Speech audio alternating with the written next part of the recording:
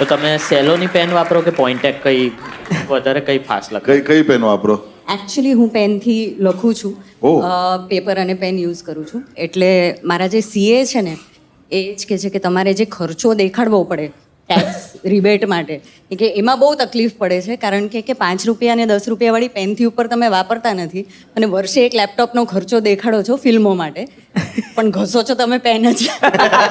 તો પછી તમે એવું પણ કરી શકો ને કે પાર્કર પેન લીધી, એટલે મો બ્લાન્ક લીધી. મો બ્લાન્ક ખબર છે? મો બ્લાન્ક એ તો પરફ્યુમ નહીં. ના મોબ્લાંક નહીં, આપણે ગુજરાતી ગાર જેવું લાગે છે આ તો. Mont blank. ઓ હા એવું કોને? પણ ઓરિજિનલ પ્રોનાઉન્સિએશન મો બ્લાન્ક. તમારી ફેવરેટ પેન કઈ લખવામાં? તમે રાઇટર છો એટલે. હું પેન્ટોનિકની 10 રૂપિયાની જ પેન વાપરું છું હે? અને સખત મજા આવે છે એનાથી લખવાની.